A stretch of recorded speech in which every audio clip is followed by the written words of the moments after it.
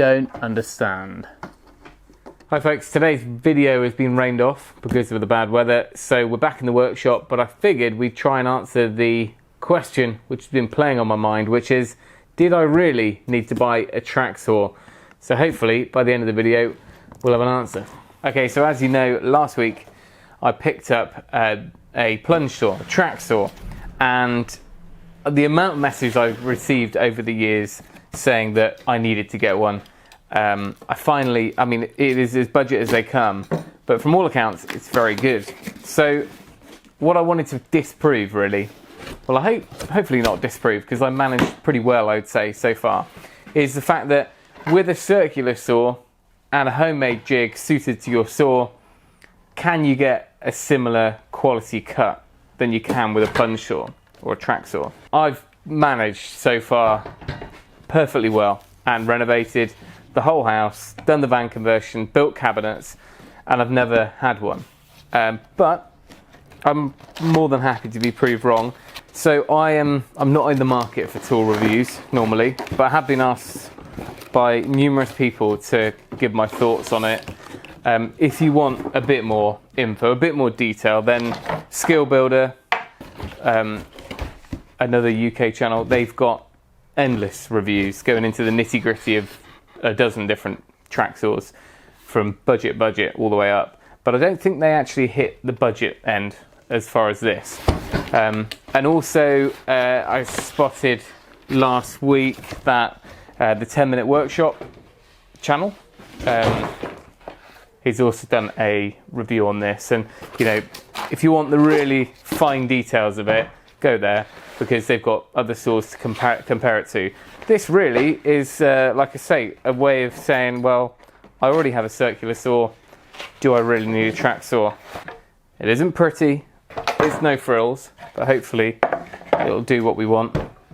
Blade's in there already, quite a small little blade, probably about the same size as circular saws that I've got. Right, let's explain where I'm coming from. I'm coming from a situation where I've got my circular saw. This is the one I've had for a few years, cordless, which is already a win over this. And I have jigs that I've made for my circular saws, very simple ones, and I've done a whole video on that. Just simply a length of ply MDF, or in this case laminate flooring, and a batten on there, and that is set to cut accordingly. So the blade is here, and essentially this acts as a tear out preventative. You've got dust extraction issues, which are always really quite poor on a circular saw, whereas this is much more enclosed and controlled. And I get the feeling that we're going to be a lot more precise as far as angles on mitre cuts and also the depth of cut. And it comes with a couple of small tracks. Now these two 700mm tracks added together will give me enough of a rip if I'm cutting across a full sheet. First up, where do I see this being helpful? Well, in a situation where you're taking up old floorboards, we're in a renovation type situation here, this is a great way of going because you know you can be very accurate with your floorboard. So when you're cutting through, you know you're basically just coming through the other side of the board by 1/2 mil or so, and you're not going to risk hitting anything that's underneath. But I've managed that with the circular saw. For me, this is more about sheet materials, being able to cut down large sheets of MDF, plywood, etc. outside or in the workshop without dust going everywhere. I love having a table saw around, but I'm pretty sure with this and the little bandsaw you could easily manage. The table saw comes into its own when you've set up a jig and you're doing loads of repeat cuts on the sled or something like that. But I can't, or maybe some thicker material, but I can't see a situation where sheet material is going to be better on the table saw than it will be with the TRACKSAW, apart from, like I said, repeat cuts. Because in this small workshop here, when you've got a table saw and you're trying to negotiate around junk with a full-size sheet, it's just dangerous, because it only takes you to tweak the whole board maybe 5-10 mil one way, and you're going to bind up on the blade. And whereas you've got the weight of it to kind of steady you a little bit, it's very hard to make a really nice accurate cut feeding it through unless you've got all sorts of outfeed and side tables and rollers to help you through, or a second person. First up, we need to sort out what on earth's going on in here with grease, because it looks like a bird's done its business in here. Don't know if you see that in there, that black splodge. Don't know if they've attempted to grease that spring or something. Either way. That's that cleared out. I don't really want to make too much of a meal out of this video, but let's just have a go at doing a cut with the TRACKSAW first on a bit of 9mm ply, and then we'll do the same with my homemade jig and a cordless circular saw, and see how we compare. It might be a good idea to actually familiarise myself with how a TRACKSAW actually functions. Oh, that's better. Another thing we'll need to do is cut off the little tear out strip there. It's like a rubber strip, which is essentially the same as when I made the homemade jig, cutting off the excess timber on that first pass. Let's just say the depth stop is pretty cheap. Bit of a cracker toy feel to it. Right, I've had a quick look over the instructions. Sorry. Very manly, I know. Let's see how loud it is first.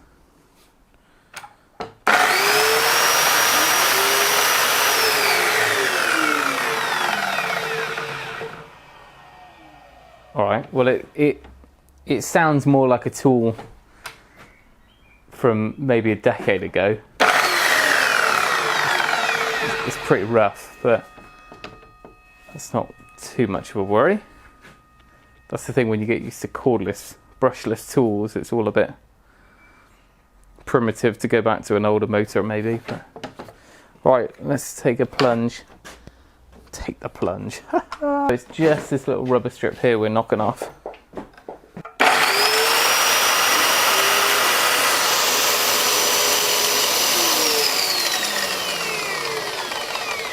Don't understand.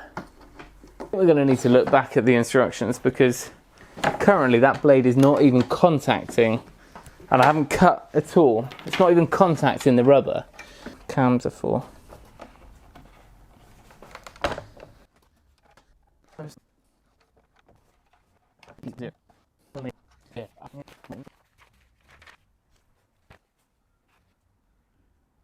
Our video may have come to a premature end. I'm completely stumped. Let's unplug this before I take my fingers off. When the blade plunges through, certainly on the first pass, this rubber flange on the side here, rubber strip, it should cut through that. And then from then on, it's like a zero clearance. Every time the rubber will be bang on your line. But if you look, right, I changed the camera angle, hopefully you can see what's going on now. Got a rubber strip here, which is what we're aiming to cut through on our first plunge. We're set at 0, so we should have a nice straight cut. Now when I plunge the blade down here, if I spin this, but you can clearly see there's actually a gap between our saw blade and the rubber. Now either I'm being an absolute numpty here, or we've got a bit of an issue. Now I know you can buy these strips new and buy wider ones, so it's not the end of the world, but you would have thought new it would allow us to do that. I just don't get that. We've hit a wall. I guess I'd just make a cut anyway, but it's not going to be a true representation because we've not got a splinter guard in action. I'm just hoping that I'm being stupid here, but there's 3mm between it. I was always under the impression that the splinter guard should be fully in contact with the timber, whereas this splinter guard is actually convex So the lip of it, which is the most important part, is never going to be able to touch the timber. And not particularly easy to focus here.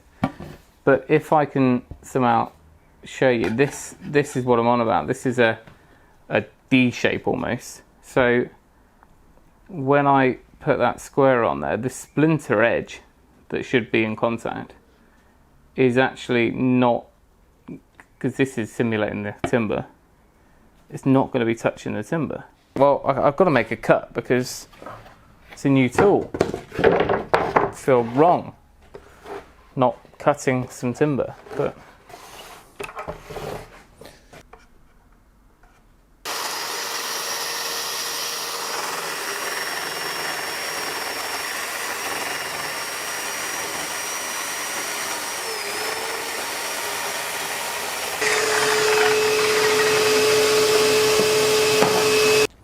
well, it cuts wood,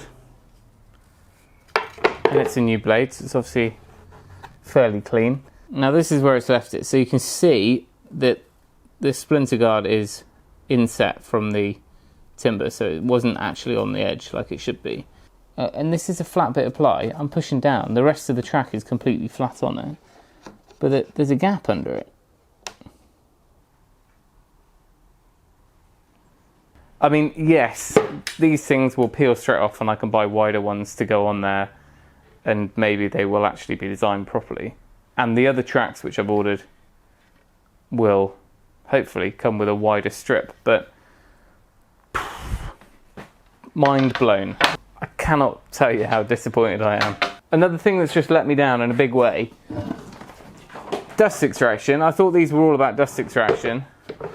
The blade is pretty enclosed, which means that the only way out for the sawdust is to come out through the hose, through the dust extractor. But nearly all of the dust, which may have been picked up on the camera, shot straight out the front, some of it out the back. Maybe this is a little chance for our homemade jig to shine through. I was so hoping this wouldn't be the case. I thought that TRACKSAW was going to be a game changer. Here's the cordless budget tool, bit of laminate flooring.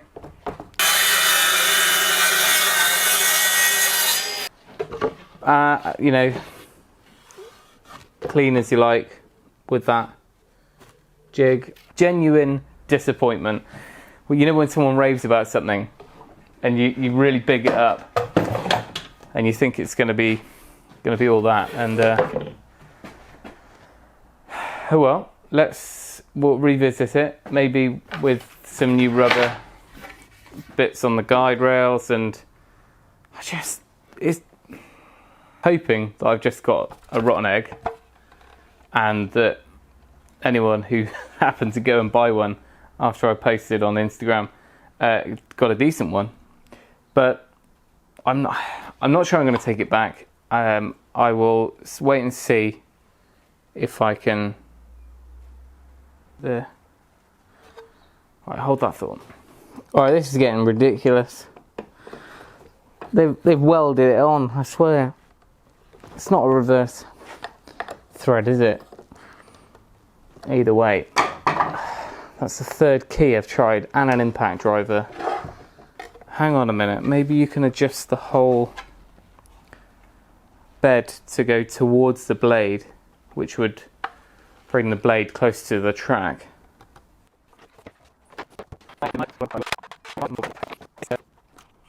Right, I don't think I'm going to waste any more time. The grub screws are actually just a fine adjustment for the 0 point of the mitre, I think. That I cannot spot anything else which would allow me to shift the whole plate. Disappointing video. But perhaps that's to do with a dodgy batch, perhaps it's to do with buying budget tools, or perhaps it's user error. But whatever you think, whichever one of those three, I'd like to hear your comments, because I'd like to be proved wrong and I've just simply got one button wrong on it. But I don't think there's like some sort of magic offset which would send the blade further in, or of course, if you want to see how to make one out of a bit of scrap wood for a circular saw you might already have, without having to go through the emotional turmoil of buying a new one and setting yourself up for a failure, then I will leave the link for this video at the end. But we'll try and get to the root of it. Anyway, thanks for watching. Sorry to put you through that.